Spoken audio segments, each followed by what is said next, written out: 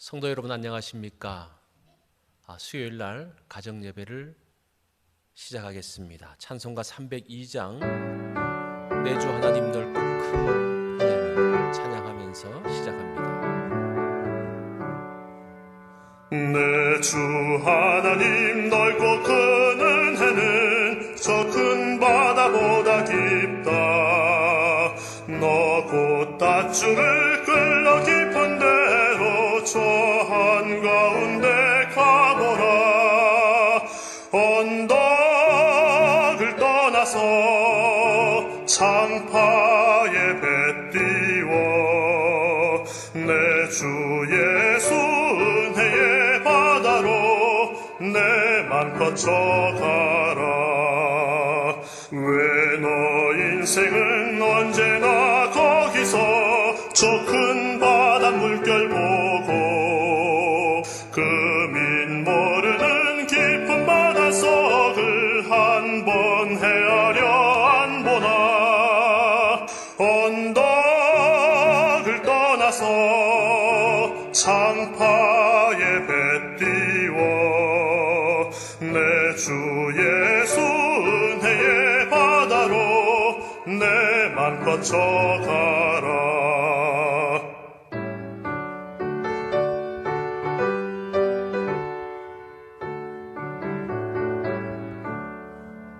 많은 사람이 얕은 물가에서 저 큰 바다 가려다가 찰싹거리는 작은 파도 보고 마음 약하여 못 가네.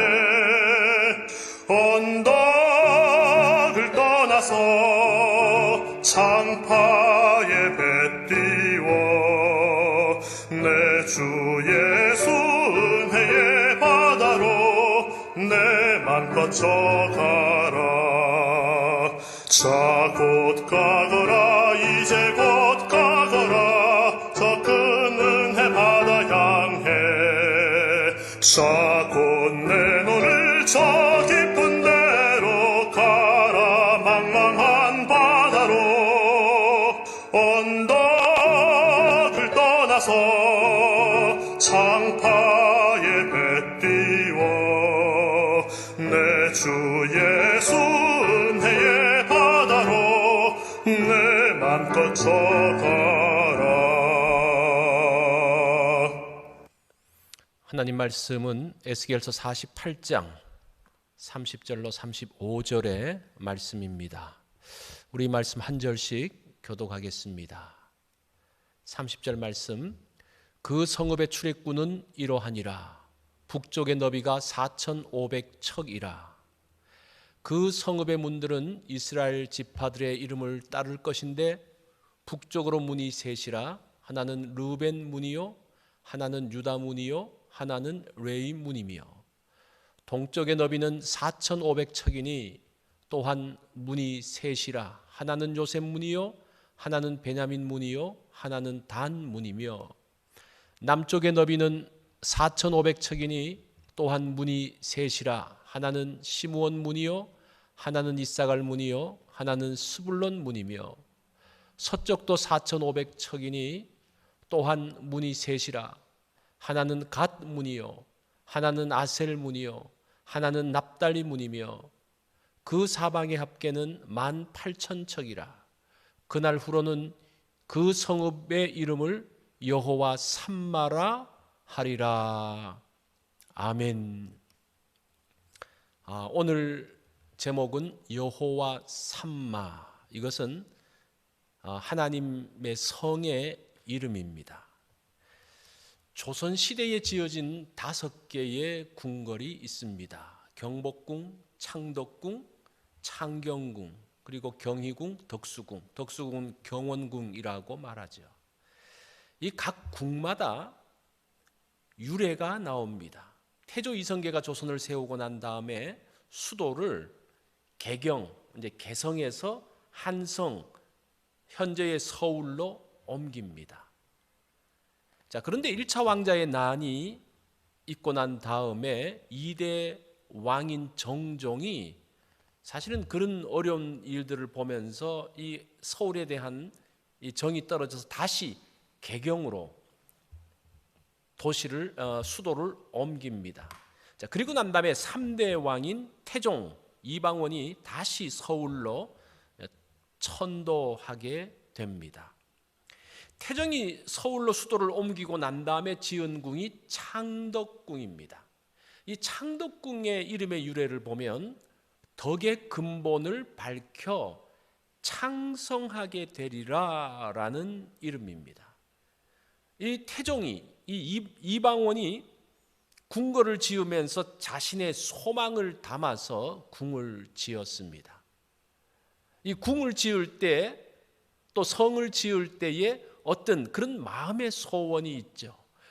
동일하게 성경에서도 그 말씀이 나옵니다. 자, 35절에 보니까 그 사방의 합계는 18,000척이라 그 새로운 성을 짓고 난 다음에 그날 후로는 그 성의 이름을 여호와 삼마라 하리라고 말씀을 하고 있습니다. 하나님께서 새로운 성에 대한 환상을 보여주셨습니다. 그 성 이름을 에스겔에게 이제 말씀하셨죠. 여호와 삼마라고. 이 삼마라는 뜻은 거기에라는 뜻입니다. 거기에. 그래서 여호와 삼마라고 하면 여호와께서 거기에라는 말입니다. 좀 더 자세하게 말하면 거기에 계시는 하나님이라는 뜻이 됩니다. 자, 하나님께서 새롭게 성을 지으시고 내가 그곳에 있겠다라는 말씀이죠. 그런 의미가 담겨진 것이 여호와 삼마라는 뜻입니다. 이제는 더 이상 그 성을 떠나지 않겠다라고 말씀합니다. 하나님께서 그곳 성전에 계시겠다라는 약속이 이 여호와 삼마에 대한 내용입니다. 그것이 도성의 이름이 되었습니다.